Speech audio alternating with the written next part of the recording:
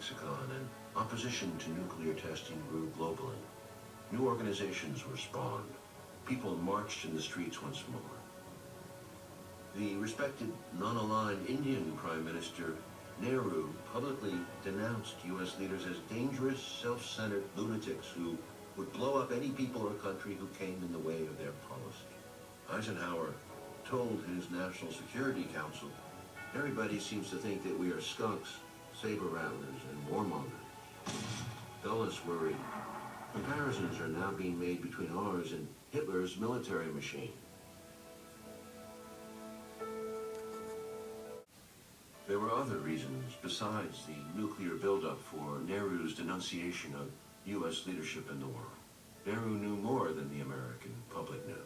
He knew that Eisenhower was not telling the truth.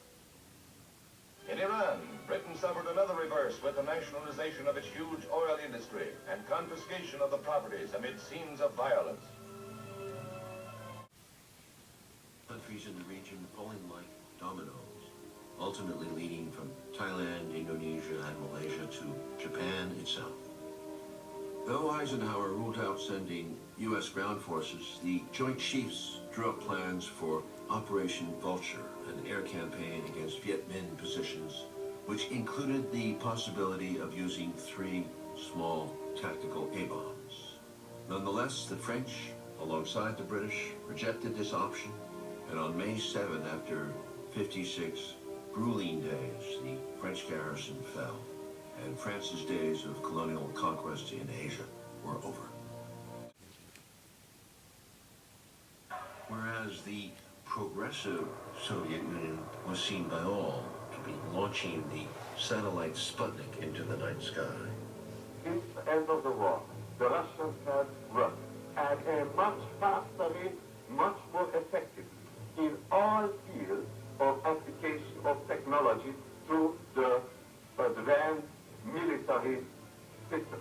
There is no doubt that in a few more years, the Russians will leave us behind and wait.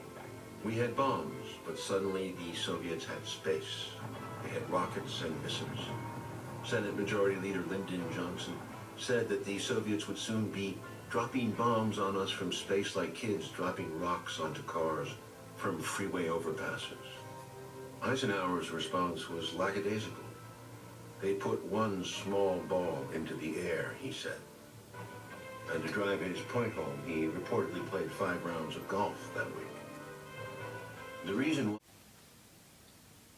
superiority. We are well ahead of the Soviets both in quality and in quantity. We intend to stay ahead. Pointing to its submarines and huge aircraft carriers now supplied with nuclear weapons. Nonetheless, the Democrats seized the initiative. Respected House Leader John McCormack declared that the U.S. faced national extinction. Among those who jumped enthusiastically on this missile gap bandwagon was the junior senator from Massachusetts, John F. Kennedy. Eisenhower dismissed these critics as sanctimonious, hypocritical bastards. But gloom abounded. He now commissioned a secret security review that was authored essentially by Paul Nitze, a fiercely anti-communist Wall Street protege of James Forrestal. His report, the Gaither Report, was devastating, and it was leaked, apparently by Nitze himself, to the Washington Post, which wrote that it portrays the United States in the gravest danger in its history. In the best tradition of the yellow press, the newspaper pictured the nation moving to the status of a second-class power and urgently called for an enormous increase in military spending from now through 1970.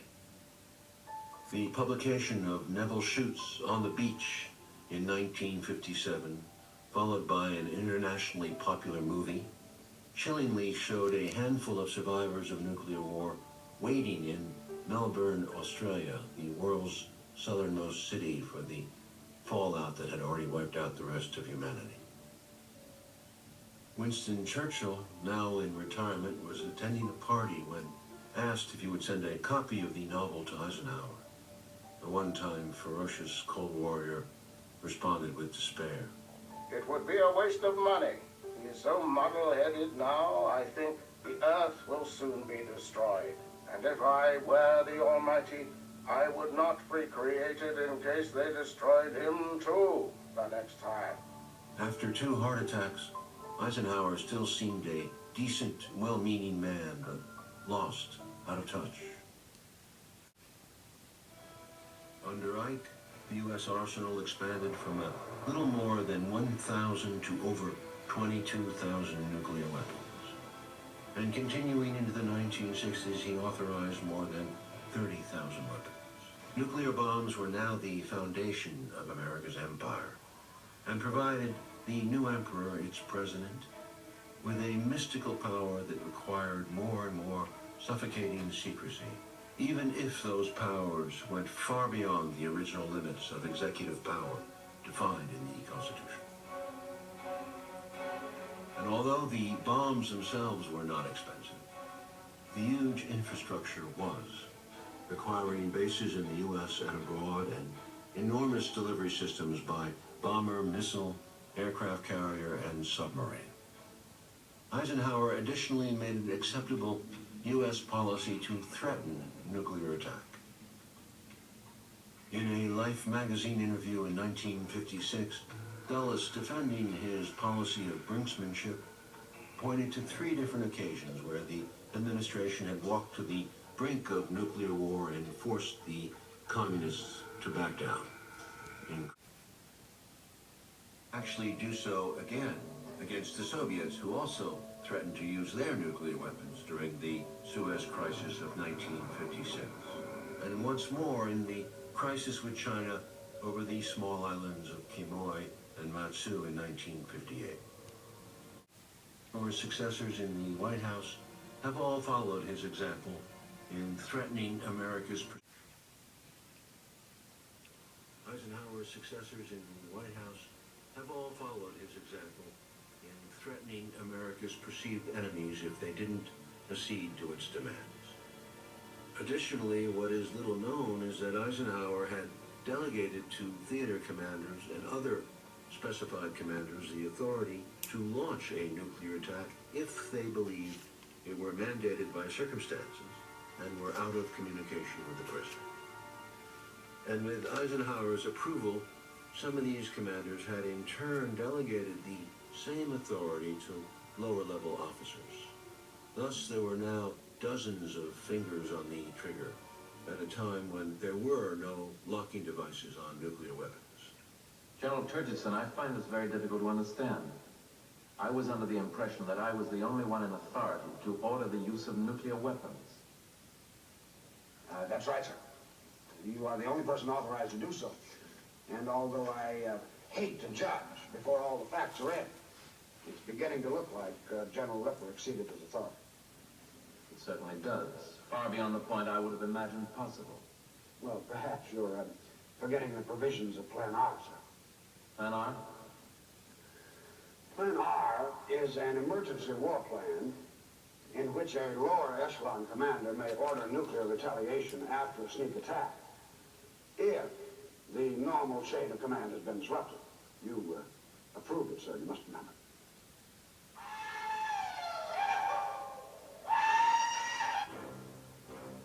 In August of 1960, Eisenhower approved an operational plan to launch a nuclear attack simultaneously on the USSR and China within the first 24 hours of a war. The conservative estimate of the number of dead from U.S. bombs and fallout was 600 million people, more than 100 holocausts, much less the possibility of a nuclear winter across the globe that would have ended all life. In hindsight, Eisenhower, presiding over the world's most powerful nation during perhaps the tensest extended period in its history, could have, with bold action, put the world on a different path. Signs emanating from Moscow indicated the Kremlin was ready to change course. But because of ideology, political calculations, the exigencies of a militarized state, and a limited imagination, Eisenhower repeatedly failed to seize the opportunities that emerged. Pilots make mistakes too, you know. Lots of them. In fact, it's easy for us to make mistakes because we're trying so hard to live up to the perfect picture you painted us. You're going to have to learn that I'm just an ordinary human being with a reasonable amount of intelligence, capable of handling most situations. But I'm not a Superman. I can't bring about miracles just because. The inescapable truth is that the beloved Dwight Eisenhower put the world on a glide path towards annihilation of the most gargantuan expansion of military power in history, and left the world a far more dangerous place than when he first took office.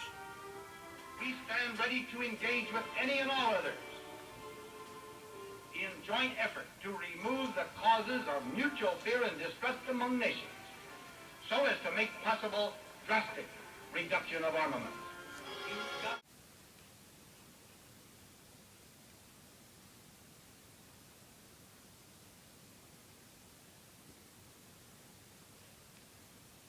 I truly think that John Kennedy was a great president because he said no to the military several times.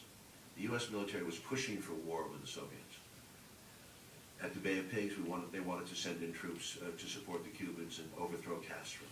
He said no.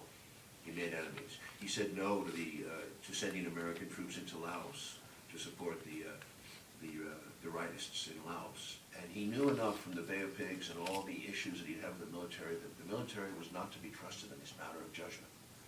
And I think it's to his credit he had character to say no, because I know that Obama would have said yes. I know that Eisenhower would have said yes. Every single president would have said yes. Every president caves to the military. The last president who did not cave to the military was Kennedy. Gallup people, we have been compelled to create a permanent armaments industry of vast proportions. Microscopic scrutiny. A devastating nuclear war plan had been handed down to them from Eisenhower. McNamara was appalled by what he found, a culture of paranoid worst-case scenarios. When Kennedy asked the statistically minded McNamara to ascertain just how big the missile gap really was, it took 3 weeks to confirm that there was no gap, and several months to find out that there was quite a huge difference. The U.S. had approximately 25,000 nuclear weapons, the Soviets 2,500. The U.S. 1,500 heavy bombers, 1,000 of them in Europe within Soviet range, the Soviets 192. The U.S. 45 ICBMs, the Soviets 4.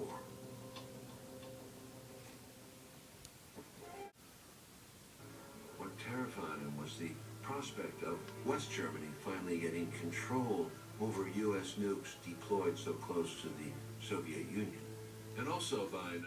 He will point it at Russians. That we could crush Germany in a few minutes. But we fear the ability of Germany to commit the United States to start a war, atomic war. How many times? Increasing the army by 300,000 men, tripling the draft, and called for a national program to construct public and private fallout shelters. He reminded citizens, in the thermonuclear age, any misjudgments on either side about the intentions of the other could rain more devastation in several hours than has been wrought in all the wars of human history.